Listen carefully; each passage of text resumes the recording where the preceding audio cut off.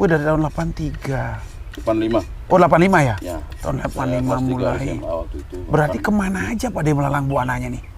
Selama main bonsai itu? Untuk di Indonesia mungkin udah putar-putar lah. Putar-putar ya? Ya. Kalau ke mancanegara di luar Indonesia?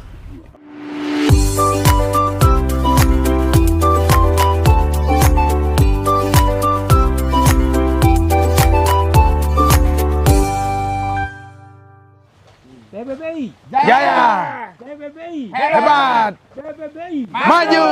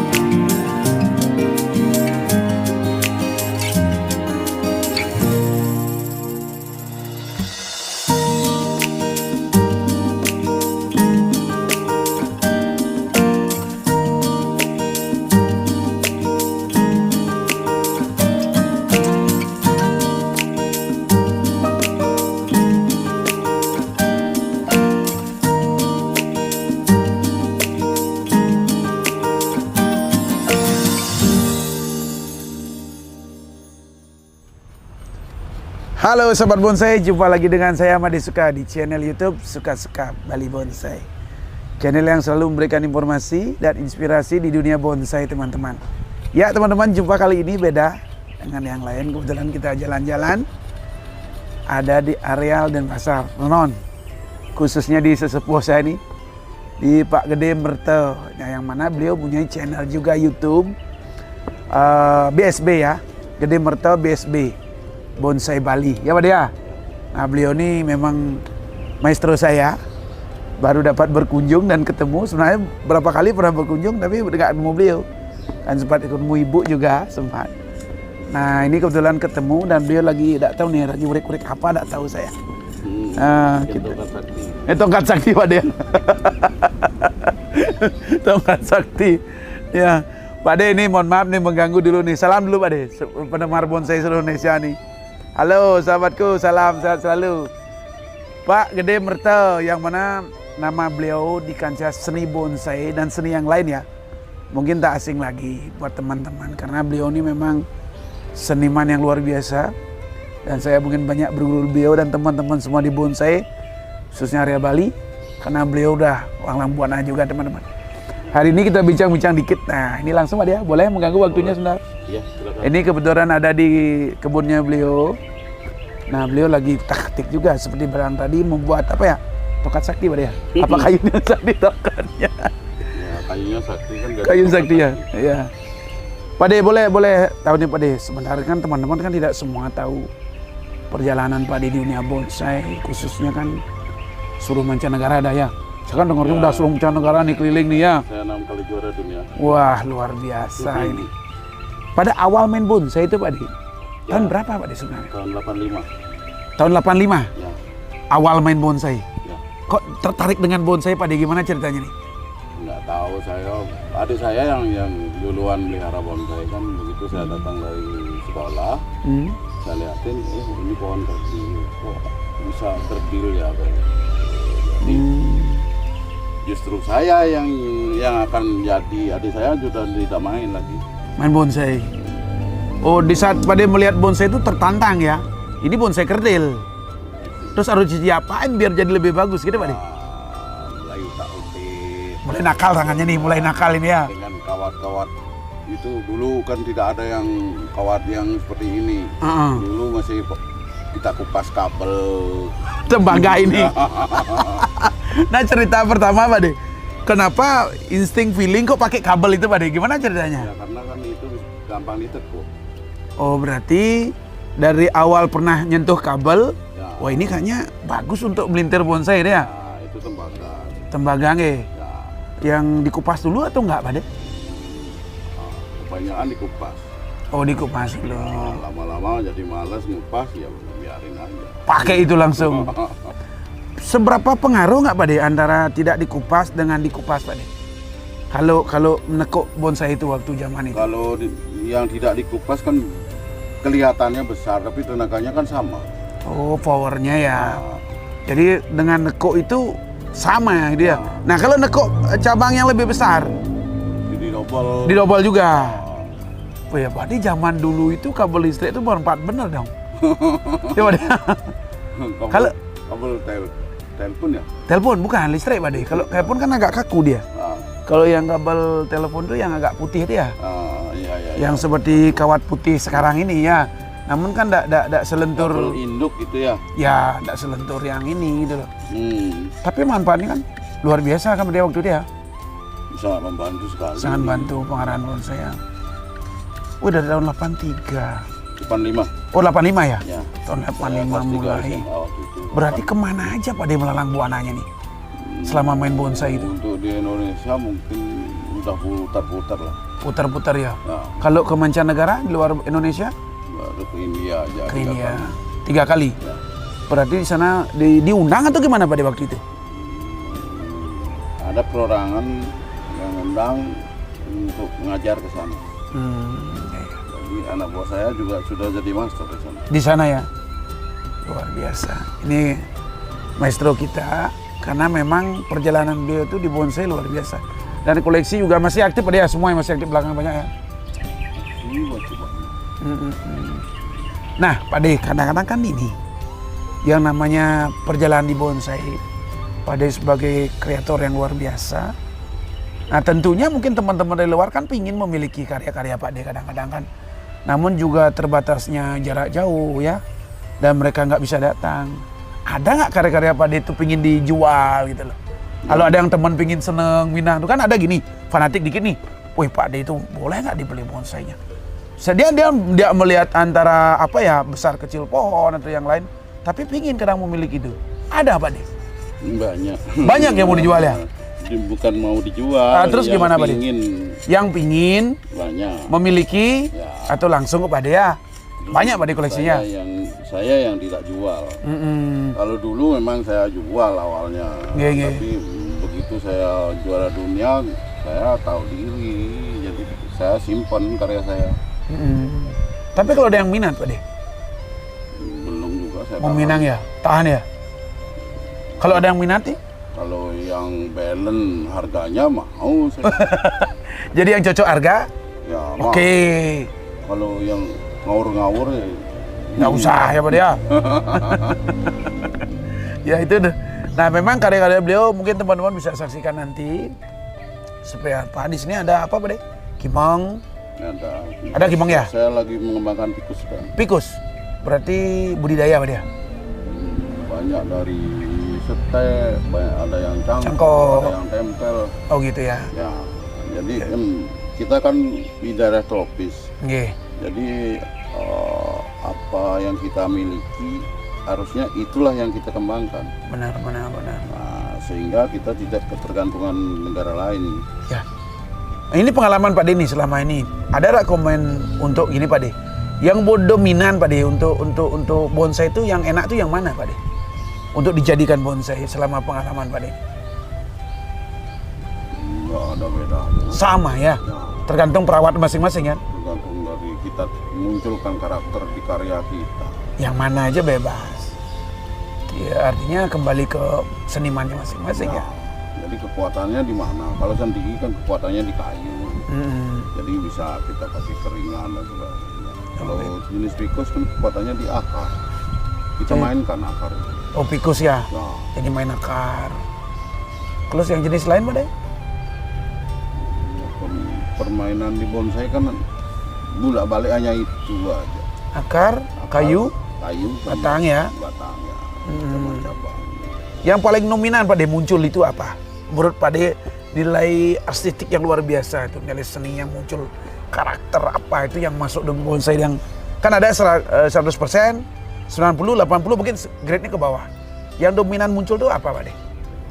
Dari seorang maestro ini. Nah, ini luar biasa ini.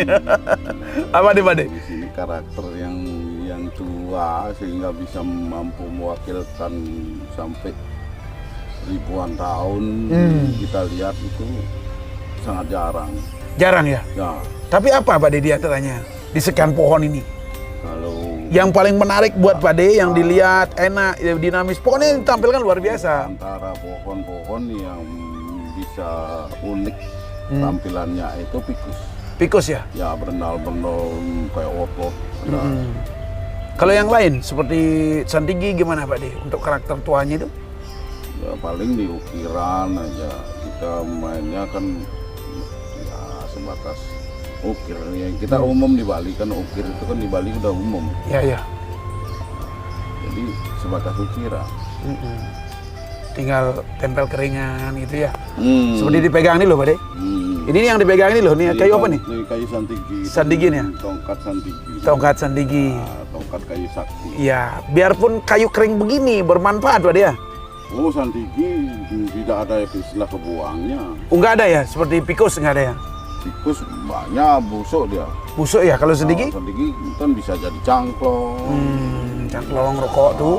Ini tongkat. Ya, Karena kan sering banyak dipakai tongkat apa Pak De? buat komando. Komando ya. Ah itu teman-teman kayu Santigi itu nggak ada yang dibuang, Ya, semua terpakai. Ya Pak De ya. banyak diminati orang. Istilah lain Pak De, selain Santigi itu apa?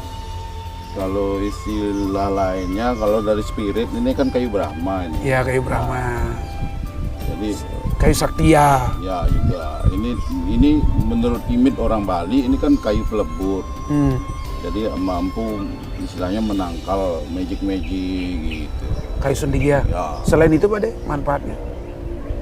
itu udah bisa melindungi kita dari gangguan mistik. Jadi teman-teman, seorang maestro kita menyampaikan kayu Santigi ini mampu ya, mampu bukan kayunya tanamannya Pak De ya, Ya, mampu melindungi kita dari mistik. mistik atau roh-roh yang di luar konteks ini, roh jahat. Nah tentunya diharapkan setiap rumah itu kalau ada Santigi satu lah. Ini berarti diharapkan setiap rumah itu ada Santigi satu, entah kecil besar atau besar. Ya, yang benar gak kira-kira di suhu saya ini, benar kira Pak De? Kalau bisa seperti itu kan alangkah. Ini kan santi Ya. kan damai. Damai benar. Nah, jadi kita membuat damai di rumah itu sendiri. Harus ada Santigi dong. Ya, harus ada santi. Harus ada Santi kalau mau damai ya. Tentunya juga imitnya teman kan mahal Pak De. Enggak juga kan gitu ya. Mana ada? Iya, tergantung. Yang jelas kan Santinya. Nah, Santi itu kalau udah ada bait kata Santi, Ya, itu ada kan pohonnya. damai. Ini damai. Ini yang luar biasa ya Pak De. Iya, karena sun itu kan matahari. Nah, Terus ditambahin dengan T-nya belakang kan jadi santi. Ya. Jadi damai. damai sekali. Ini sinar kedamaian. Sinar kedamaian. Wah. Terus kalau pikus nih, pikus. Ada nggak bait-bait seperti itu Pak De? Nggak ada yang saya temukan sakralnya. Belum ada ya? Beringin nih, beringin. Beringin itu kan bagian dari dipakai untuk Banten. Banten. Ya, Sesajen. dan body juga. Bodi juga, pohon bodi. Pohon nanca kalau Bali. Oh iya, pohon nancak ya. Nah, selain itu Pak De, ada nggak pohon lain ini? Ini yang paling muncul kan Santigi nih. Tidak ada kayu terbuang. Belum dalam menyaingi keampuhan sendiri karena kayunya keras seperti tulang. Dan bisa dibikin macam-macam. Pakai pati ini kan kalau umpamanya kodok, kita pakai pati kan sangat indah. Benar Pak De. Keras lagi tuh. Ya, Kalau keras kan nyerang patah. Nah ini cerita unik nih Pak De. ini patinya juga Santigi. Santigi dia. Nah Pak De ini, Pak De pernah nggak terlintas di benak dulu? Saya kan terus awam nih ya di Santigi dulu. Tiba-tiba kayu itu saya buang Pak De, tenggelam Pak De. Oh, Nah kenapa Pak De? Ini. Karena kalau di Pecatu sana kan dinamai kayu batu. Jadi sifatnya kayak batu. Kenapa Pak De ini? Kan Nah, banyak kayu ini. pori-porinya sangat padat. Kita ungkap filosofi ini. Ini kesakralan pohon ini. Puri-purinya sangat padat. Ya. Selain itu Pak De, memang padat rata kayu lain kan padat juga Pak De. Namun kan kadang-kadang ini Tidak sebobot BJ-nya itu tidak seperti santigi, tidak seperti batu, makanya ini disebut kayu batu. dicemplungnya langsung tenggelam. Ya, Mungkin teman-teman tidak semua tahu loh. Bahwa sendigi itu nyemplung ya. nyemplung. Biar kering, biar menah, tetap tenggelam. Saya pernah berburu dulu di bukit, jatuh ke tengah laut, nggak bisa saya ambil. Langsung tenggelam. Langsung tenggelam dia. Aduh. Jadi memang luar biasa teman-teman itu kalau sendigi itu ibaratnya kalau di Bali itu kayu batu. Kayu batu. Jadi kalau secara nasionalnya santigi. Setigi ya? Setigi Pak dia. Santigi. Sandigi ada disebut, setigi juga ada. Mungkin untuk khasiatnya teman-teman bisa buka di apa? Di Google juga ada, sudah Pak dia. Ya, Banyak. Pak de, selain itu khasiatnya apa Pak de sendigi itu Pak de? Kan di samping kayu sakti dibilang daunnya ada nggak? Untuk mungkin Oh, apa? saya pernah dengar itu daunnya untuk anak-anak yang susah berjalan. Maksudnya Pak de? Itu dipakai nguput. Oh, Kan pakai. kayu angin juga namanya. Oh, disebut kayu angin juga. Ya. Dipukul-pukulin itu apa? Pukul-pukulin. Daunnya. Ya. Wah, ya, selain itu Pak de, mungkin ada yang pakai ramuan minum tuh ada nggak? Sendigi ada? Belum sih. Belum tahu ya? Saya masih dalam mencari-cari. Mencari-cari ini. Beliau aja masih mencari, apalagi kita. Tapi dunia bonsai, nilai yang paling sakral Pak dilihat kan dari sendigi ya. Banyak nilai sakralnya Pak. Nah, dari segi nama aja banyak sekali. Hmm. Ini kan kayu batu, Tuh, sandi. putungan, kayu angin, kayu Sleman ya, maksudnya. Sleman, kayu sakti, Hmm. santigi, kayu nyet. Hmm. Tujuh. Tujuh punya nama. Berarti kayu sendigi itu punya 7 nama dong. Ya, berarti 7 arwah. Berarti memang tiap wilayah penyebutan beda atau gimana Pak de? Tergantung dari wilayah itu sendiri. Nah, kayaknya punya fungsi dulu ya. Kalau di Lombok kan kayu nyet namanya. Oh, di Lombok kayu nyet namanya. Ya, Kenapa? Pak de tahu ceritanya itu? nggak jelas ya.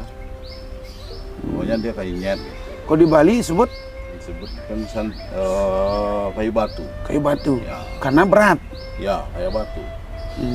Itu ceritanya kalau di Bali disebut kayu batu. Luar biasa perjalanan beliau. Pak de, kira-kira berapa pohon masih ada sekarang? Enggak, tenaga itu banyak. Masih banyak banget ya? Ya teman-teman, di sini ada juga kerajinan keramik yang dibuat oleh Wayan. Yan, keramik apa namanya?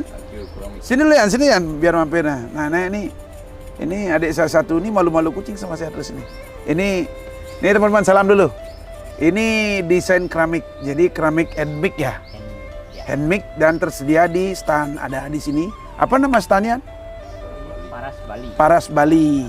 Jadi teman-teman yang melintas di Hayamuruk silahkan mampir di stand Paras Bali. Ada bos saya, suhu saya ini, seorang maestro Pak D. Mertel dan Wayan. Wayannya gue ini ya? Wayan Sutawa. Wayan Sutawa. Nah ini nih bisa mencari apa keramik handmade, kerajinan tangan dan bahannya dari Bali. tanah Bali ya? Tanah Bali. Ori teman-teman. Yang penasaran Tanpa glasir. tanpa glasir ya? Natural warna tanahnya yang kita munculkan. Ya. Nggak pakai tambahan warna. Enggak ramah semua ya? Enggak, Nanti kita cek ya, bisa? bisa. Langsung cek sana ya?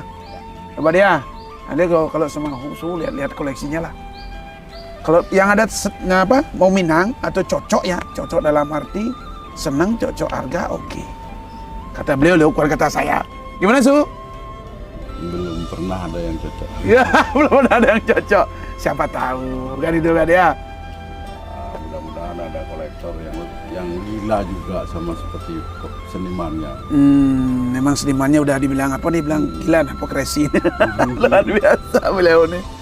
Dan di sini memang koleksinya banyak teman-teman. Ada pikus, sendigi banyak ya. Ada juga bahan body, saya lihat tuh baru datang nih.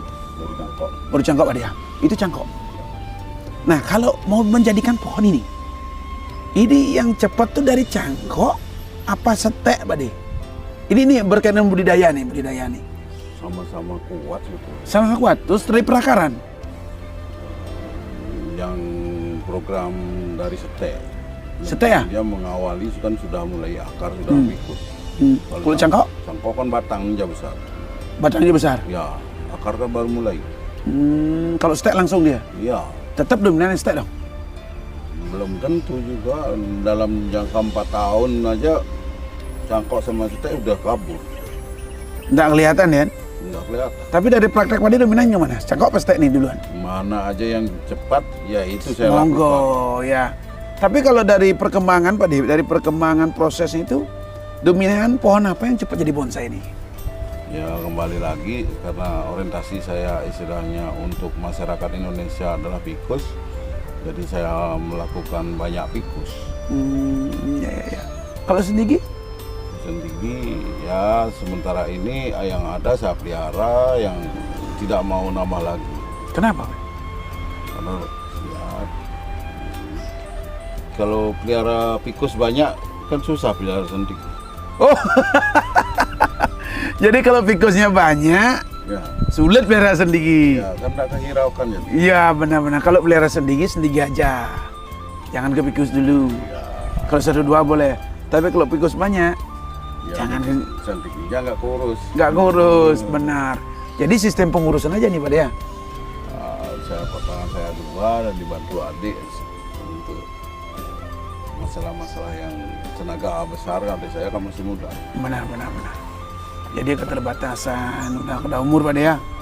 Tapi harapan kami, Saya udah pernah stroke juga tahun 2017. tapi sembuh juga kena bonsai Pak Dea. Bukan karena bonsai. Kenapa Pak Dea? Karena saya juga belajar mengobati. Ya benar. Pak Dea sekarang proses pengobatan tetap berjalan Pak Dea?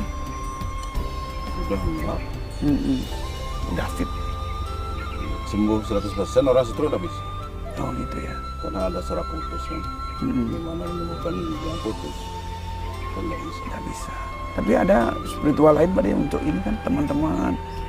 Ya, jaga pikiran biar nggak terlalu membludak kan. Itu kan begitu membludak pikiran kita kan darah yang ngalir kan deras. Sehingga terjadilah ledakan di pembuluh kita.